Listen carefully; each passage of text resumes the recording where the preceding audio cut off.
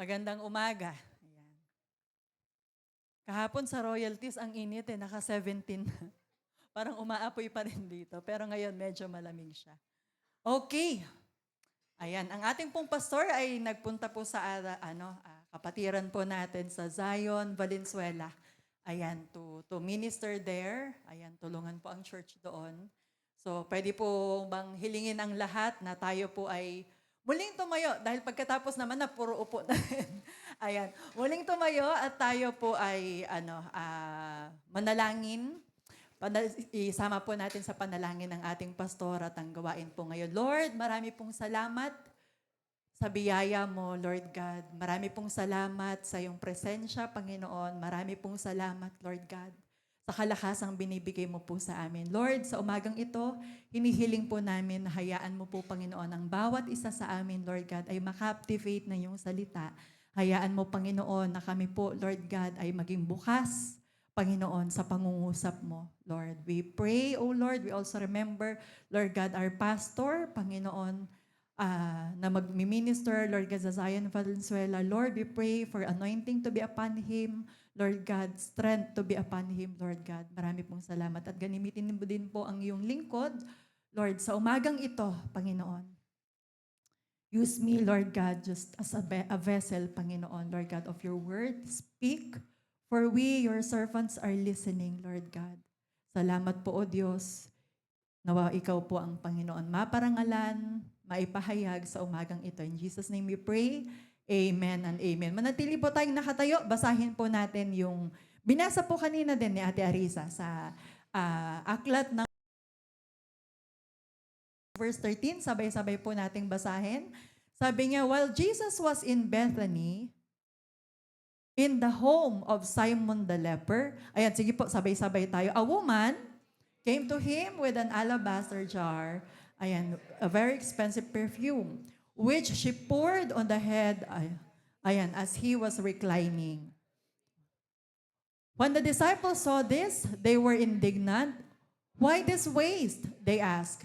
This perfume could have been sold at a high price and the money given to the poor. Aware of this, Jesus said to them, why are you bothering this woman? She has done a beautiful thing to me. The poor will always be with you will always the poor you will always have with you, but you will not have always have me. Ayan. When she poured this perfume on my body, she did it to prepare me for the burial. Sabi niya, truly I tell you, wherever the gospel is preached throughout the world, what she has done will also be told in memory of her. Salamat po sa Panginoon sa pagkabasa ng kanyang salita. Maaari na po tayong maupo. Ayan. True enough. Sabi po sa last verse, truly I tell you, wherever the gospel is preached throughout the world, what she has done will also be told. Hanggat pinipreach ang salita ng ating Panginoon, ang kanyang ginawa ay patuloy na pag-uusapan. Wow, what a legacy, no? What a faith. Ang reality po ng time po natin ngayon, the reality of our time is, tayo po bilang bansa and globally, global community, we are facing interconnected crisis. Meaning yung crisis nila, crisis natin, magkakakonektado. Kaya very timely yung ating series na Let Faith Arise, which one of the principles na gusto po nating i-highlight ay ito, yung sinabi ng ating pastor, where there is a crisis, that is where Christ is. Ayan, kung nasaan ang crisis, nandoon si Kristo. Okay, so ang mga mabigat na opportunity ng ating buhay, ng ating panahon, ay opportunity din para makita natin ang pagkilos ng ating buhay ng ating Panginoon sa ating buhay. So very fresh po ito.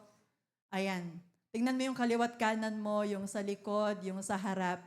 Okay, may pinagdaanan yan, may pinagdadaanan yan. Ano? Okay, pero ramdam din natin, mas ramdam po natin yung pagkilos ng ating Panginoon, presensya ng ating Panginoon. Yung crisis po ay perfect time to let our faith arise. Ang ordinary mind, sa isang ordinary taong mag-isip, sasabihin niya, okay, crisis ngayon, let's keep it safe. Okay, let's keep it safe. Parang wag mo nang mag-take ng risk. No. Wag mo na, hindi ito yung time para mag-goal setting. Hindi ito yung time para, alam mo yon, mag-take ng opportunities. Hindi ito yung time para mag-commit. Let's take our risk. Nako, mahal yung gasolina, malayo yung church. Wag mo na ngayon, mahal yung pamasahe. But most who flourish and thrive during crisis ay yung mga taong tinitake yung opportunity, bumabangon, lumalaban, at dinedevelop yung grit. Na the more na mahirap, hinahanap mo, ginagather mo yung lakas para lumaban ulit. Find that silver lining that God has placed in every difficult situation. Noong pandemic, hindi po natin makakalimutan yun. Yung gera, alam na natin yun eh. Diba, nangyari na noon, tapos nangyari ulit, World War III. Yun nga lang, eto, meron ulit mga nangyari ng mga nakaraan, ongoing pa. No. Pero yung pandemic, isa yun sa mga medyo bago. At matatandaan natin, those are the most uncertain times. Na grabe, parang kaliwa, kanan sa lahat ng bansa, maraming nawawala. Pero wag din po natin kalimutan that during those crises, maraming nag-flourish. Diba? Doon sumikat ang alin? Online selling, online platform, diba? Kaya nagkaroon ng mga online classes. Ang daming nag-flourish nun. Mga plantito-plantita, mga nagbe-bake ng kung ano, maraming natutong mag-bake. Dahil po doon, diba? Tignan mo yung katabi mo, tanungin mo nga, baka gumawa din yan ng dalgona. Dalgona ba yun? Oo, baka gumawa din yan yung sakit na sakit yung braso, mukha, kahalo. So marami ding nag-flourish. So we have to find that silver lining. Let our faith arise and find that silver lining that God has placed in every opportunity. Si Melody Hudson, isa po siyang Black American, nakapangasawa ng white. Pinanood ko po ang isang interview niya. I like watching interviews. Pinanood ko po yung isang interview niya. Sabi ko, ba't siya ini-interview ni T.D. Jakes? T.D. Jakes is one of the well-known pastors. Akala ko nung una, siya yung nag-interview, pero siya yung ini-interview ni T.D. Jakes. So sabi ko, there must be something about this woman para interviewin siya ni T.D. Jakes. So pinanood ko siya.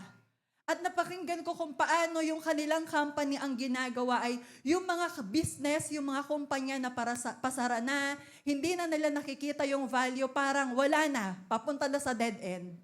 Yun yung mga binibili nila. Yun yung pinag-e-investan nila.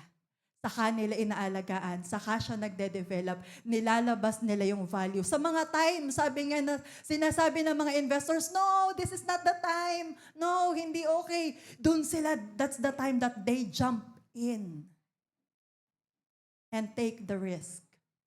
In our life as Christians, pwedeng iniisip natin, nako po, mahal lahat, inflation, lahat mahal.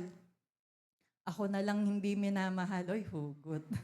Sa mga single, Hugot lang, siningit ko lang yun. Wala po yun dito. So, alam niyo po yun, maraming magsasabing, this is not the time to go extra mile.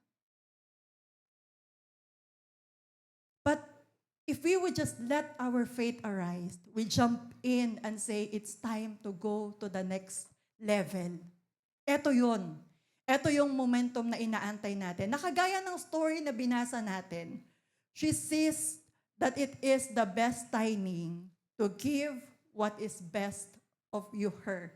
Yung kanyang best binigay niya. While others see it as waste. Others call it as waste. Sinasabi nila, ay, sayang. Sayang lang. But Jesus calls it beautiful. Beautiful faith in crisis. Ayan, number 1, giving our extravagant worship. Tingnan mo nga yung katabi mo kanina, paano ba yan nag-worship? Kamot ba ng kamot? Tingin ba natin sa oras? O nakapikit talaga, Lord! No. Worship is a weapon against crisis. In time of poverty and crisis, yung natural response ng brain natin is fear. Ang brain po natin, na-train po siya to protect us. Na, pansinin mo, bakit laging negative ang iniisip mo? Halimbawa, madilim, hala, baka may ahas dyan. Laging gano'n yung iniisip mo. Halimbawa, may nakasalubong ka, nakatato, puro toto, hala, baka masamang tao to. Laging, it's trained to protect, na mag-isip. At sa panahon ng crisis, yun yung time na nag-hold back ka ng joy, nag-hold back ka ng generosity, nag-hold back ka ng praise. Bakit? Sandali. Sabi ng brain mo, survival mode, survival mode, survival mode. But what does your faith say? Yung kwento na binasa po natin, economic status po neto. Tingnan po natin, anong economic status during this time? Because the story of the alabaster jar, madalas ginagamit po ito as preaching to tell about, yung matinding worship, extravagant worship. But what is the background or the economic status during this time? Ito po, ang setting po neto is in the Roman Judea operated under highly unequal and strained economic system. Oh, relate much. Yun yung sitwasyon po natin ngayon. Extreme wealth inequality. 5% ng population, yun yung mga mayamang-mayaman. Sobrang meron. Siguro mga may-ari ng Petron yun, mga kasolinahan. Okay, mga mayamang-mayaman. Okay, so 5%. Including temple authorities, Roman officials, wealthy merchants, and the rest, 70 to 80%, ito yung mga nasa laylayan, peasants, slaves, hired hands, laborers. Parang sa atin, sa sitwasyon natin ngayon. Ano pa ang problema? Heavy taxation. Most people lived under the layer of tax system. Kagaya ng sistema natin ngayon, lahat may tax. Diba? Simula ipanganak ka hanggang mamatay ka, may tax ka eh. Pansinin nyo. Diba? Lahat, donation, may tax. Pagkain mo, may tax. Lahat may tax. Pati hininga ata, lalagyan na rin ng tax eh. Grabe. So ito po yung sistema nila noon. So may imperial tax to Rome, may local Levites and religious tithes. Sunod-sunod yan. Parang, okay, yung tax, merong patong, may patong, may patong. So pag nag-fail po sila na magbayad ng isang payment lang, naku po, possible na mawala po ang kanilang lupa para ipangbayad sa utang. Ano po, yung the value of the perfume. During that time, napakalaki na po nung value ng perfume na yon na binasag lang sa isang araw o hindi isang araw eh. Minuto lang. So ang value po niya is approximately 140 to 200,000 pesos. So ngayon po, ang daily minimum wage sa NCR, tama po pa, 645? Tama, 645. Correct me if I'm wrong. So roughly, 645 times 300 days, that is 193,500. Yun po yung value ng perfume that time. 300 dinari.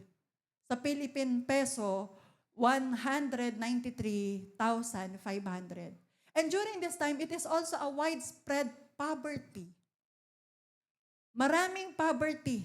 Maraming kahirapan. Kaya nga nagtanong ang disciple, what a waste. Ngayon na ang laki-laki ng crisis, ngayon na ang bigat-bigat ng sitwasyon natin, bakit ngayon? Sayang. Ba't hindi binigay sa nangangailangan? So the background of this narrative is, tignan po natin ang iba pang background niya, the host. Sino yung kaninong bahay yung pinuntahan niya? Kaninong bahay nangyari ito? The host, Simon the leper. In the Jewish society, leper was untouchable, bawal siyang hawakan. Okay, siya ay forced na mabuhay outside the city, sa labas siya, dahil considered nga po silang marumi. But the fact that Simon was hosting the dinner in Bethany suggests that he had been miraculously healed by Jesus himself. Binasa ko po sa libro na translation ni Jethro, sabi po doon sa CEV version, Simon who had leprosy. So wala na siyang leprosy. So what is the significance of this? Na sa kasabahay ni Simon the leper, nangyari itong event na ito.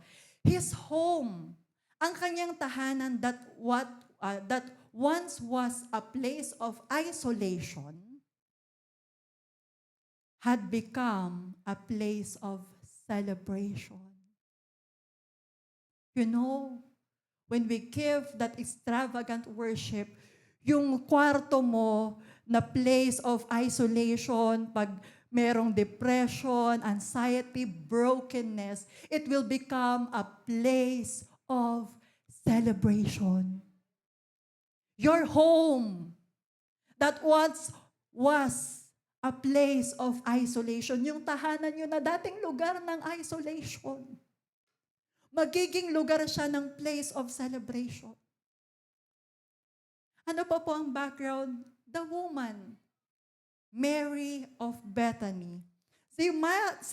While Matthew and Mark leave her unnamed, tinawag siyang woman, in the Gospel of John, pinangalanan po siya na siya si Mary, sister of Martha and Lazarus. She was devoted follower of God, na kilalang-kilala po siya, na nung time na nagtuturo ang Panginoong Hesus, while others are busy doing the chores, lilinis, nagpe-prepare, nagcha-chop ng mga patatas, nagbabalat ng patatas. Ayan. Mary was sitting at the feet of Jesus, nakikinig sa salita ng Panginoon. The woman, Mary of Bethany. Nandoon yung kanyang joy. Okay.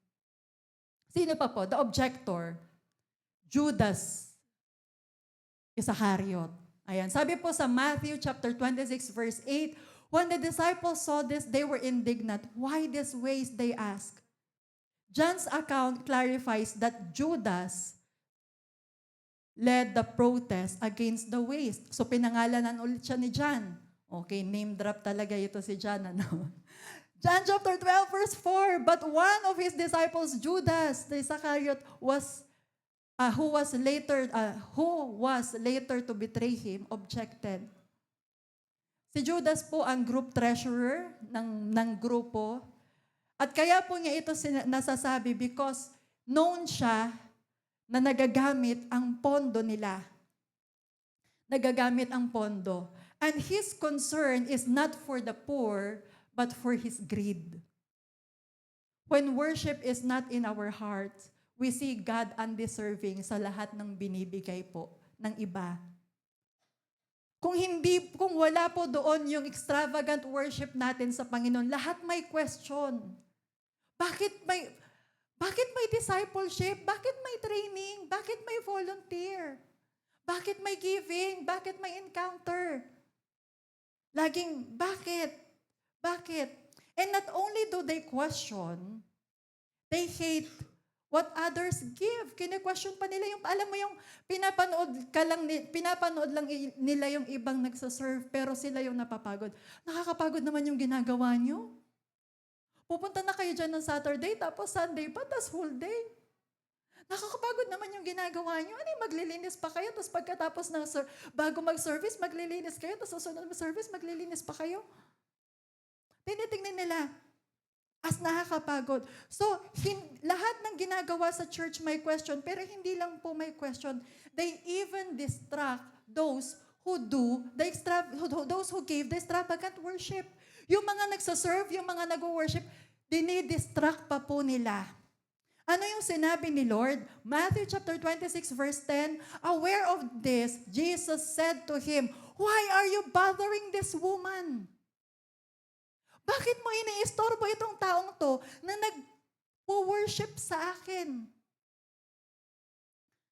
Let us be careful that when we distract others who are pouring out their heart to the Lord, their worship to the Lord, their service to the Lord, their devotion to the Lord, when we distract them, be ready and be careful because when God asks you question, you must answer.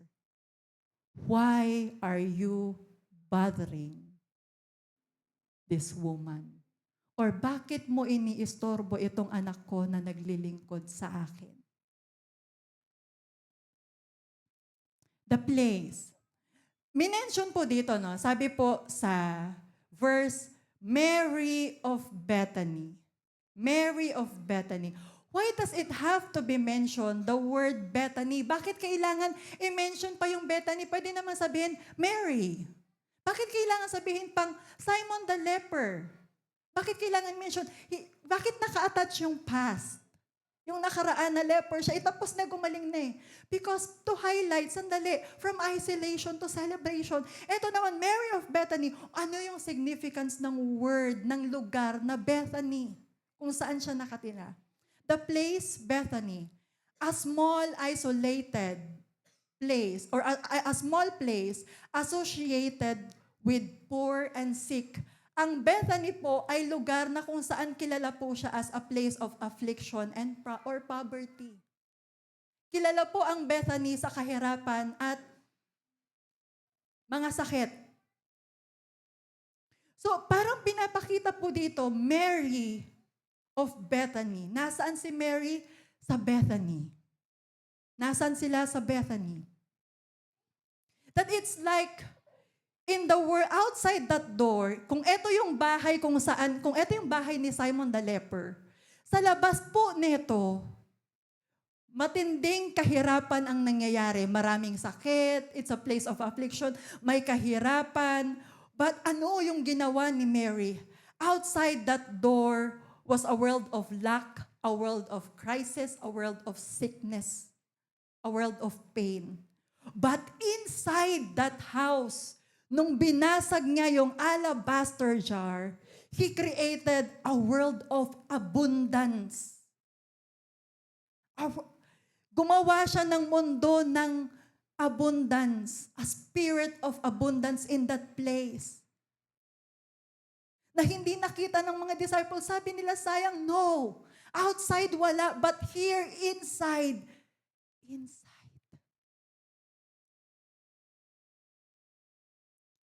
She didn't let the poverty outside dictate her praise inside. Yung pagpasasalamat po ba natin, yung pagkakaloob natin sa Panginoon, anong nagdidikta? Is it the poverty outside or your praise inside? Hindi siya nag-antay para matapos yung sitwasyon. She jumped in. Mary let her faith arise. Huwag po nating antayin na matapos yung crisis. Worship until crisis loses its power in our hearts. Worship. When you hold back nothing from God, the crisis no longer has anything to hold on you. Worship shapes faith, and faith directs worship. So ano pang beautiful faith? Having an extraordinary faith. Focus on the vision of faith. Sa crisis, ang ordinary person or ang ordinaryong mata, ang makikita po ay problema. Pero ang isang extraordinary faith, ang nakikita po niya is the person. Ordinary faith sees the problem, but extraordinary faith sees the person, and that is Jesus. Ang nakita ni Mary, it's not the problem. Jesus. Kapatid, sinong nakikita mo? Sa sitwasyon natin ngayon, kapatid, sinong nakikita mo? Sa sitwasyon mo ngayon, kapatid, sinong nakikita mo? While the disciples were focused on the waste and the poverty, Mary was focused on the Messiah. So frequency, turning out the noise. Sa verse 8, sabi nga, the disciples were indignant. They were so loud and critical. They were talking, ang pinag-uusapan nila, yung market value ng pabango, yung poor, sayang siya, ang ingay. But imagine that room na yung hangin, yung simoy ng hangin, it's so thick with that perfume. Nasa gitna ng ingay, hindi nila maipagkakaila, hindi nila madidinay. umaalingasaw yung bango ng kanyang pananampalataya. When he broke it at binigay yun sa Panginoon. And it is so thick that it silenced the noise of the negativity. Extraordinary faith is like a radio that tunes us into heavenly frequency. While everyone else is broadcasting scarcity and logic, Mary was listening to the heartbeat of God, to the heartbeat of Jesus. Extraordinary faith isn't the absence of critics. May critics pa rin kahit gaano katindi ang faith mo. It's the ability to worship right through in the middle of them. I remember David Jeremiah, one of my favorite preachers. Marami akong mga pastor na hindi pa nami-meet, mentors na hindi pa nami-meet. I wish I will meet them. No, it take a miracle, no? Sabi po niya, napakagaling niyang preacher po talaga. I have never heard such a man as him. Sabi nga pag nagpipreach siya, meron daw isang matanda po doon na may malaking tao, tas puro puti yung buhok. So nagpipreach daw siya, parang sabi niya, yung taong yun, hindi niya ako gusto kahit anong sabihin ko, kahit anong gawin ko, galit sa akin yung taong yun. Kaya dumarating yung time, sabi nga tuwing aakyat ako ng pulpito, bago ako pumunta ng pulpito, nasan ba yung taong yun? Nasaan na ba yung taong yun? So, sobrang affected, saan siya nakaupo? At sabi niya, madalas umuupo siya sa harap. Sabi niya, umuupo sa harap. So alam niyo yun, yung feeling na nagpipreach ka, pero mayroon sa harap na parang galit sa'yo, hindi siya okay sa'yo. Kahit anong gawin daw niya, kahit anong sabihin ko, sabi ni David Jeremiah. Tas one time, dahil ugali daw po ng church nila na mag-print ng pictures, tinigdan daw niya minsan sa kanyang office yung mga pictures sa church ng mga members. And he felt so broken. Habang tinitignan niya, biglang bumuhos yung kanyang mga luha. Sabi niya, "Oh my Lord, tingin ako ng tingin sa isang tao na ayaw sumunod sa'yo, na galit sa akin. Nawawala ang joy ko habang binibigay ang salita mo sa mga tao, pero hindi ko nakita, Lord. Mas marami ang nagmamahal at umiibig sa'yo." Faith rises and stops listening to the fact checkers, but starts listening to faith givers.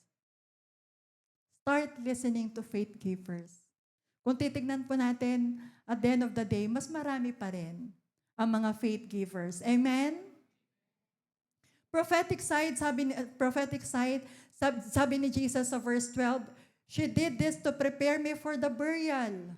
Sabi ng Panginoon, the disciples thought Jesus was going to the throne. Mary sensed that he was going to the tomb. Akala nila, kaya nga sinasabi nila kay Jesus, di ba? Jesus, doon ako sa kaliwa, Jesus, doon ako sa kanan, ha? Pero si Mary, nakita niya, he was listening. She was listening. Nakikinig siya sa Panginoon. Every time na sinasabi ni Lord Jesus, kinukwento niya na, okay, nakasama niyo ako ngayon, pero time will come, hindi niyo na ako makakasama. Siguro nag-sink in yun sa spirit ni Mary na, oh no, my Lord, my Jesus. Ito yung prophecy. Ito yung pagdadaanan mo.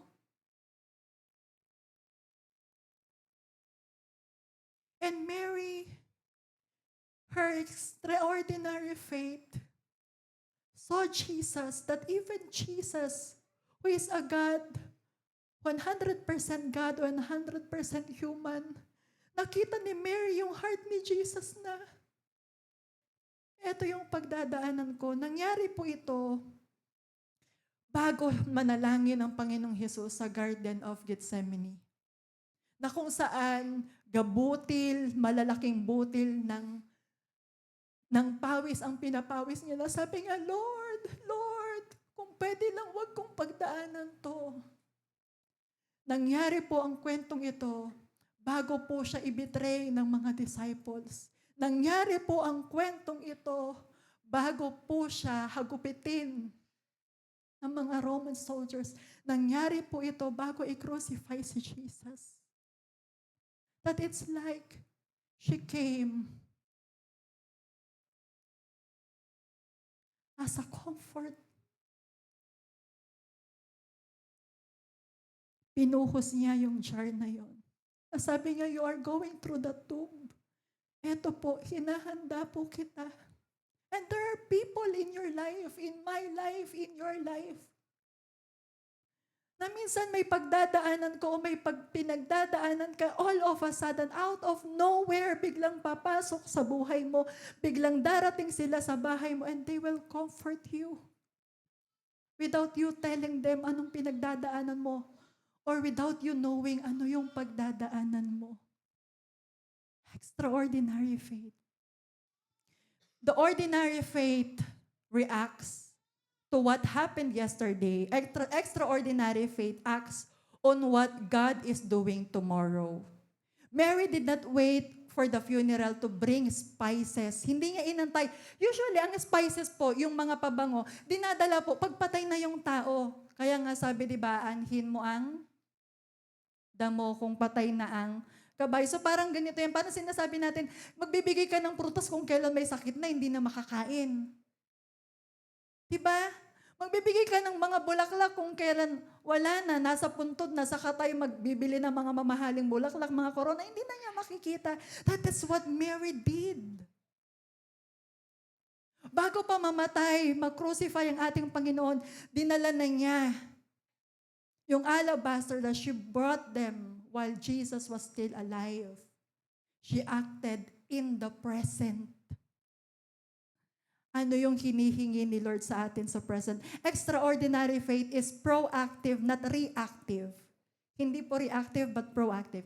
It doesn't wait for the crisis to break. It prepares for the breakthrough. Hindi niya inaantay na sandali. Kailan ba matatapos yung crisis na to? Hindi. Nag-prepare siya para sa breakthrough. I know, Lord, this is gonna be a breakthrough dahil pagkatapos mong mamatay, ma-crucify sa cross, 3 days you promise, mabubuhay ka ulit. And that's the breakthrough that will never be stolen from us. It will be for eternity. Beautiful faith is taking the everlasting change. Or everlasting exchange. Exchange, kuya. Matthew chapter 26, verse 10 to 13. Aware of this, Jesus said to them, "Why are you bothering this woman? She has done a beautiful thing to me. The poor you will always have with you, but you will not always have me. When she poured this perfume on my body, she did this to prepare me for burial.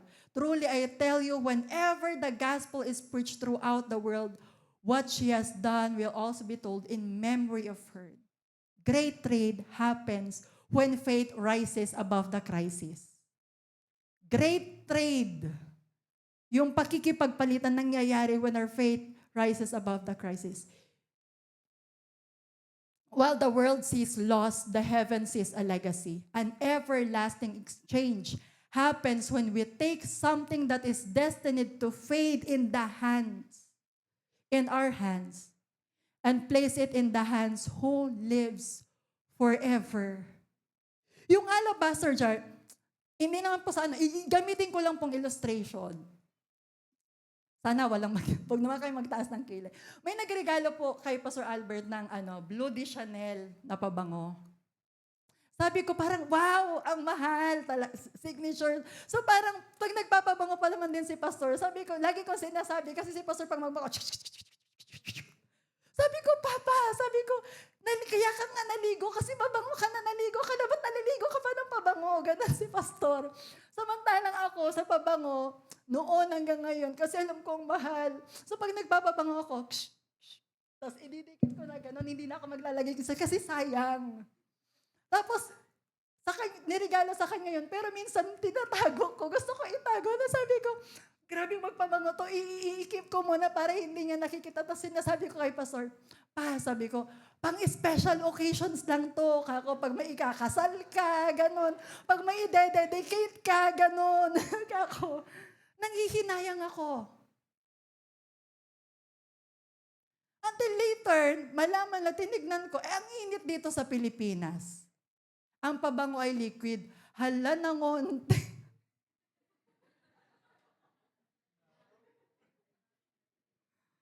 Sabi ko, hala ba't na naubos na? Nag-evaporate sa hangin. Hindi nagamit. Sayang. Pinaligo na lang daw sana ni Pastor. Itetake ko po yan. Pag may nagbigay po ulit, ako na po magpapaligo. But you see, yung ginawa ni Mary, sa kanyang kamay, pwede siyang mag-evaporate. Yung value niya, ganun pa rin 300 denarii. And it will not change. Yun na yung value niya. But the moment she broke that jar,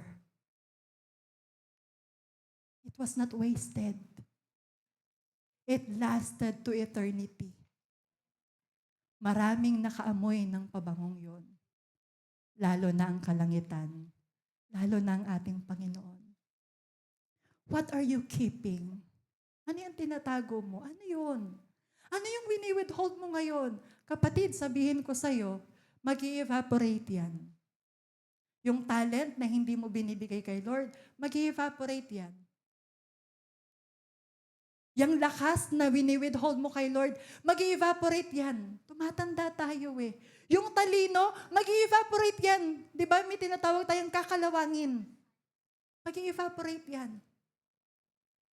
Then why not do an everlasting exchange? Lord, eto po yung life ko. Lord, yung pera natin, yung meron tayo, kung ano yung value yun, yan na yun. But when every time we give it to the Lord, every time we give our tithes and our offering to the Lord, yung value ng binigay mo, it's more than that. It lasts through eternity.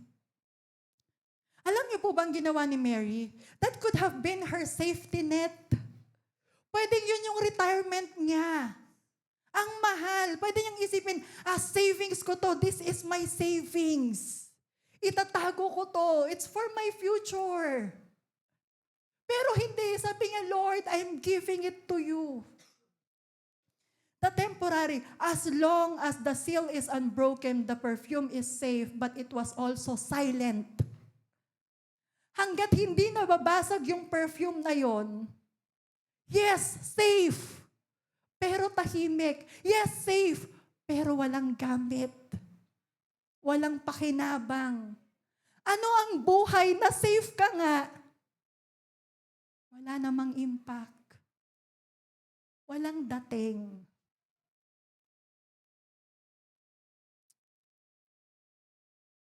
It could have been a retirement. Pero sabi niya, Lord, no.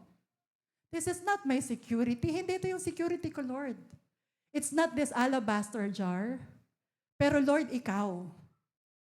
Kasi yung savings na meron tayo, konting shift lang sa mundo, kahit nasa ibang bansa. Kita nyo, hindi na ang layo ng Pilipinas. Sa Iran. Ramdam na ramdam natin. Top 1 nga tayo sa pagtaas ng gasolina eh. So meaning, yung savings mo, isang pagbabago lang sa ekonomiya, dried up agad yan. So why? What you don't invest, it will remain as is. But hindi lang siya magre-remain na ganun. Yung value, it's evaporating. The exchange. The moment she broke the seal, she exchanged her financial security to spiritual legacy. The scent filled the room for an hour, but the story has filled the world for over 2,000 years. Totoo yung sinabi ni Lord. Every time the gospel is preached, yung ginawa niya, maririnig pag-uusapan kagaya ng ginagawa natin ngayon. And who knows, in other parts of the world, ito rin yung preaching, the alabaster jar. Mary who gave that alabaster jar. Church, what are you withholding so tightly that can't be used? Walang gamit. Faith rises when you realize brokenness is the only way to release fragrance. Nagtatanong ka kay Lord, Lord, ba't ako? Kailangan kong mag-serve. Lord, ba't ako chinachat ng leader ko? Pupunta daw kami sa camp. Broken nga ako, Lord. Wala nga akong pambayad, Lord. Wala nga baon, Lord. Wala nga pasok, Lord. It's a fragrance. It's a way to break that seal and release its fragrance. Talk about brokenness. Every time, kagaya ngayon nandito kayo, every time na lumalabas tayo ng bahay, we come to the Lord, no filters, no performance, just as we are. Binibigay natin yung sarili natin, lahat. Hindi yung magandang bihis o ayos natin, but our very hearts, our very spirit, our brokenness. Sa tuwing pumupunta tayo dito at umaakyat, sabi ni Lord, oh, what a beautiful offering. Anak, tinatanggap kita. Kitang-kita ko yung brokenness mo and yet you come. At nakikipagpalitan tayo, we take that exchange, everlasting exchange.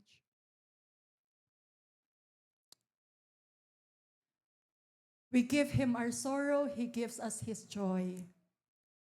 You take that exchange, everlasting exchange.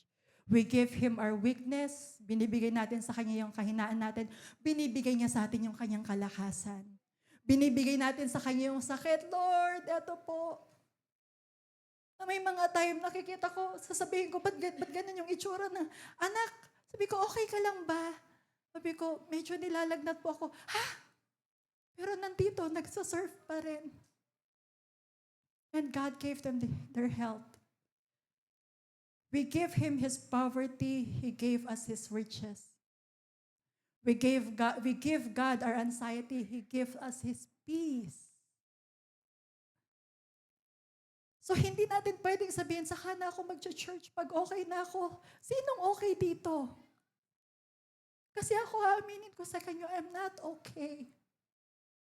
But I'm just glad.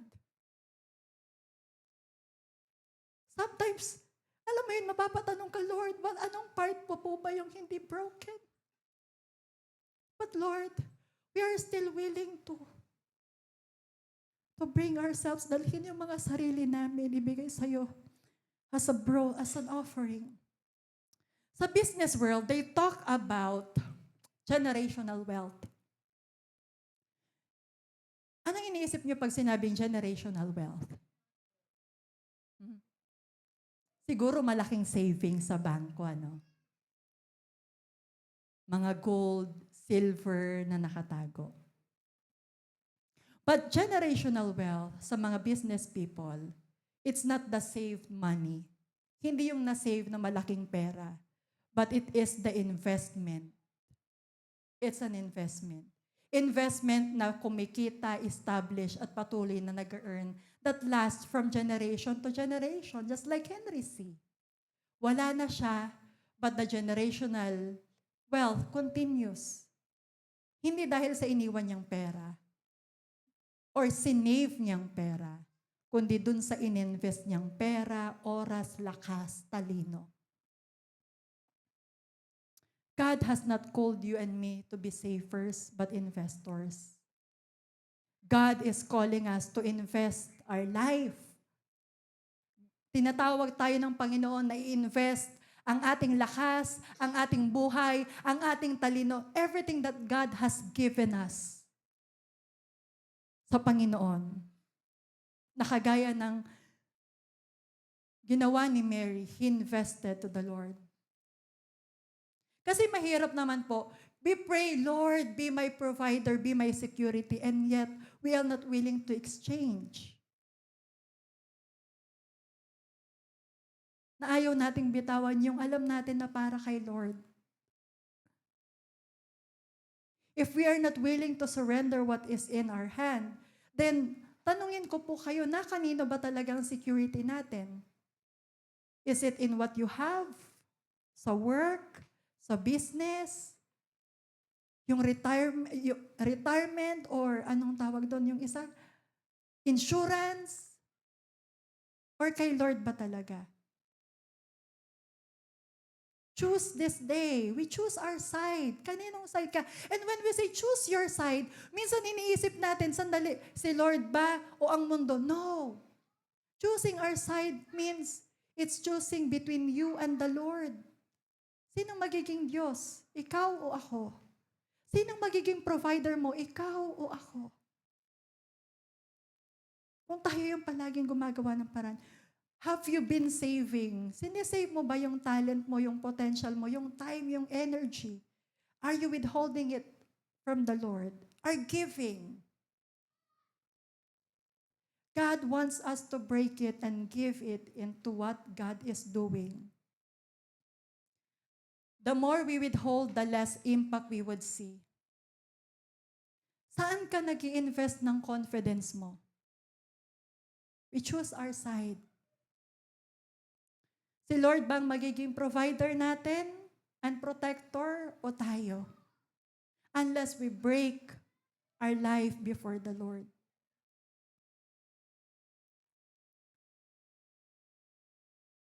Yes, we have been hurting. Bawat isa nakakaramdam ng pain.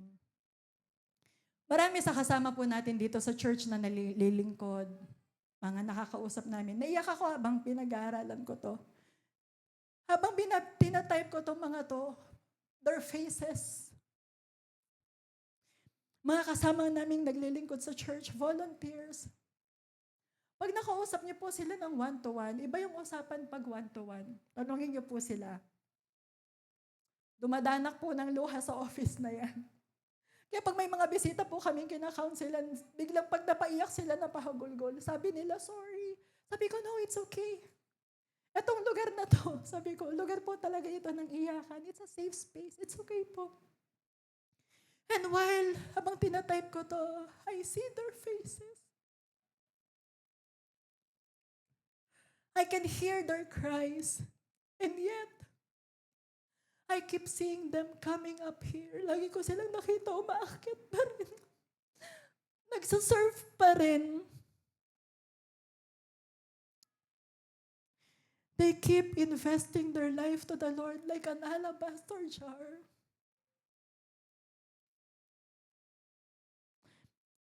Broken. Bleeding. Hurting. Pero pinili nila na paglingkuran si Lord. Ikaw at ako. Pwede bang palapakan natin ng mga taong naglilingkod kay Lord?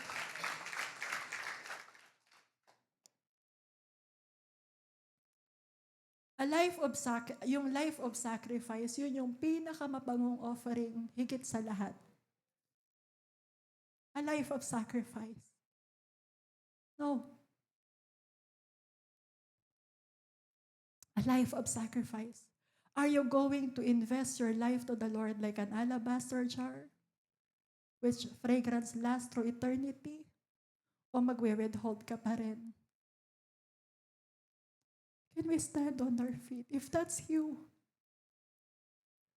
kung ito yung commitment mo, Lord, I want to offer my life. Lahat. My strength, my weakness, pwede po bang tumayo tayo sa Panginoon as we sing? And surrender our life to the Lord.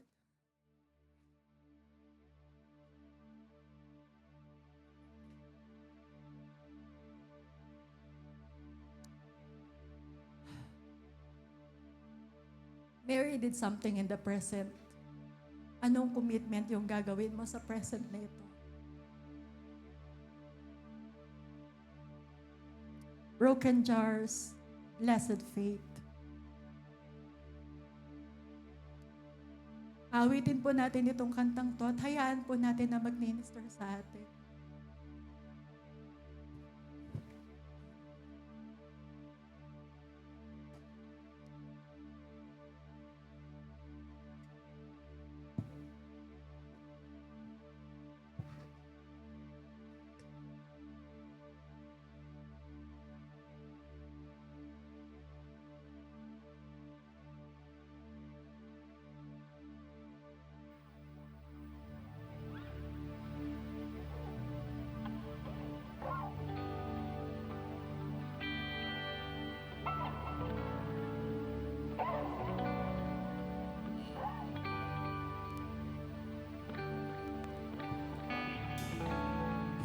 go back to the beginning.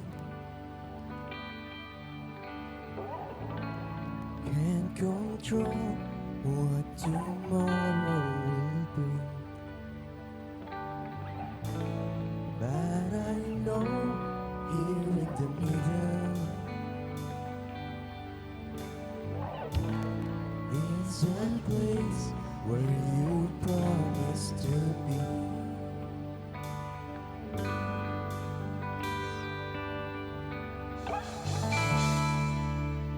Not enough unless you come. Will you meet me here again? 'Cause all I want is all you are. Will you meet me here again?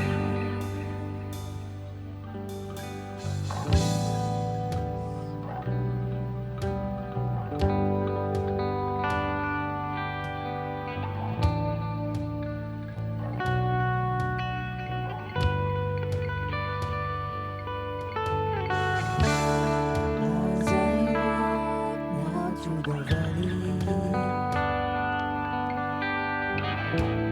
let your love rise above everything. Like the sun shaping the shadows,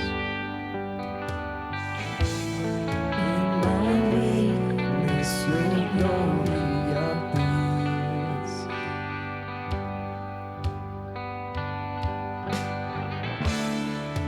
I'm not enough unless you come. Will you meet me here again? 'Cause all I want is all you are. Will you meet me here again? I'm not enough unless you come. Will you meet me here again? All I want is all I want is all you are. Will you meet me here again?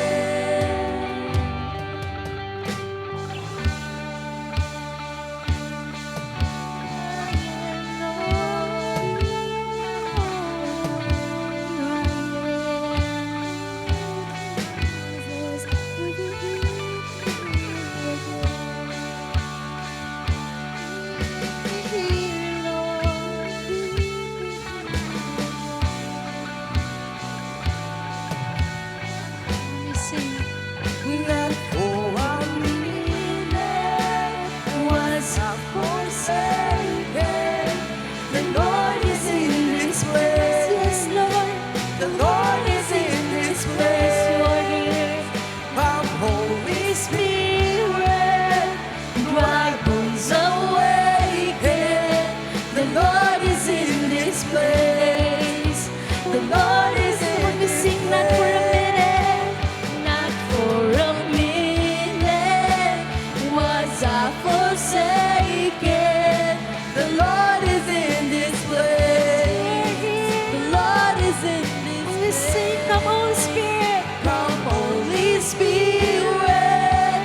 My bones awaken. The Lord is in this place.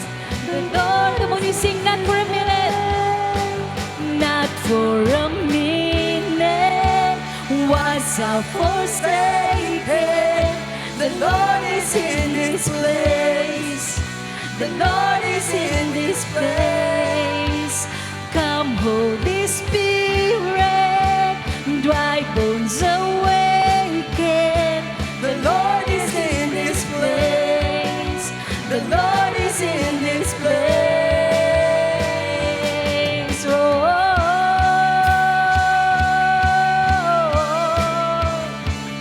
God is in this place. God is in this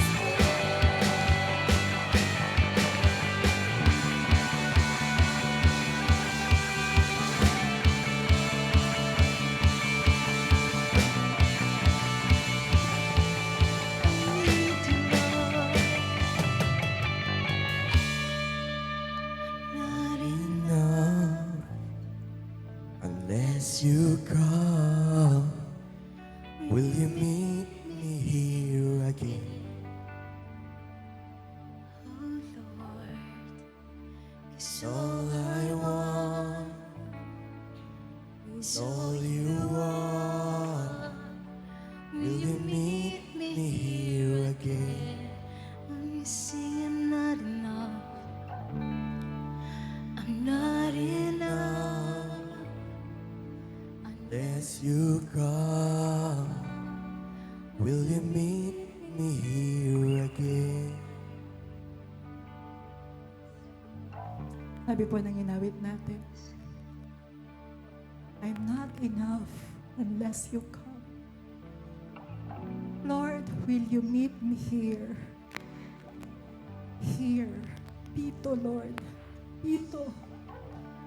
Dito, Lord, kung nasaan ako ngayon. God knows. God knows na hindi na enough yung lakas mo para lumaban.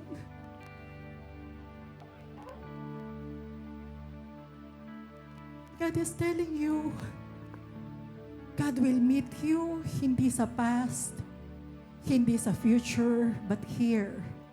Here and now. Sa lugar na ito, come on, why not just commune with the Lord? Feel God meeting you now. Here and now, ngayon. Sabi ng ating inawit, dry bones awaken. Just like story in the book of Ezekiel, kung saan tinawag at tinanong ni Jesus si Ezekiel, what do you see? At ang sabi ni Ezekiel, I see dry bones. At tinanong siya ni Lord, do you believe that these dry bones will come to life? Sabi ni Ezekiel, Lord, only you. Ikaw lang nakakaalam, Lord. At ang sabi ng Panginoon, prophesy to these bones. At the moment na sinabi ni Ezekiel yung salita ng Panginoon at dineclare niya sa dry bones, nag-vault in lahat ng mga buto, nagsama-sama sila. And then nagsalita siya ulit, nagkaroon ng flesh, nagkaroon ng skin. Nang nagsalita ang Panginoon, when the word of the Lord was received, it came to life. Ano yung mga dry bones sa buhay mo? Is that a marriage? Is that a relationship? Yun ba yung pangarap? Yun ba yung finances? Yun ba yung hope? Yun ba yung health mo? What are those dry bones? And God is telling you right now, come on, pray to the Lord, church. Lord, I'm giving this brokenness, Lord. Here, now, dito, Lord. Dito ko, Lord, i-offer yung broken jar ko. Dito ko i-offer, Lord, yung broken heart ko, yung broken spirit. Meet me here. Why not pray to the Lord? Come on, lift your hands. It's between you and the Lord. Just give that extravagant worship. Worship. Hanggang sa kumawala yung bigat na yon. Hanggang sa mawala at pumanaw, mag-disappear yung darkness na nakikita mo o kinaroroonan mo ngayon. Kapatid, let that faith arise. Do that divine exchange. Surrender your heart and your life to the Lord as a living sacrifice, holy and pleasing. Yes, Lord Jesus, we will never be enough. Anumang meron kami, sources, Lord, it will never be enough. Kung hindi mo kami kakatagpuin dito, Lord, ayaw namin umalis sa lugar na ito ng Lord, hindi mo kami kinakatagpo.